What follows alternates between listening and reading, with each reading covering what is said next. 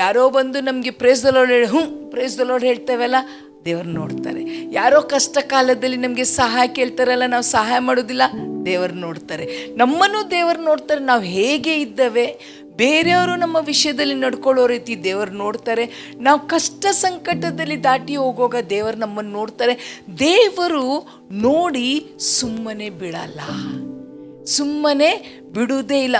ಒಬ್ಬ ಮನುಷ್ಯ ಇದ್ದ, ಅವ ಬೆಥೆಸ್ದ ಪೂಲ್ ಹತ್ರ 38 ವರ್ಷದಿಂದ ಕೂತಿದ್ದ. ಪ್ರಿಯರೇ, ಎಷ್ಟೋ ಜನರು ಅವನನ್ನು ನೋಡಿದರು. ಅಲ್ಲಿ ಏನಿತ್ತೆಂದರೆ, ಆ ನೀರನ್ನು ಒಂದು ದೂತ ಬಂದು ಅದನ್ನು ಶೇಕ್ ಮಾಡ್ತಿದ್ದ. ಅದು ಸ್ಟರ್ ಆದ ತಕ್ಷಣ ಅದಕ್ಕೆ ಮುಳುಗಿದವರು ಫಸ್ಟ್ ವಾಸಿ ಆಗ್ತಿದ್ರು.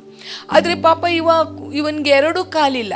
ಅವನು ಆ ಮೂಲೆಯಿಂದ ಈ ಮೂಲೆ ಬಂದು ನೀರಲ್ಲಿ ಬೀಳೋ ತನಕ ಯಾರೋ ಬೇರೆಯವ್ರಿಗೆ ವಾಸಿ ಆಗ್ಬಿಡ್ತದೆ.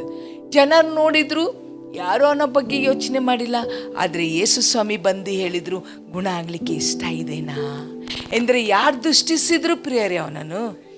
ಇವತ್ತು ನೀವು ದಾಟಿ ಹೋಗ್ತಾ ಇದ್ದೀರಾ, ನೀವು ದಾಟಿ ಹೋಗ್ತಾ ಇದ್ದೀರಾ, ನಾನು ದಾಟಿ ಹೋಗ್ತಾ ಇದ್ದೇನೆ.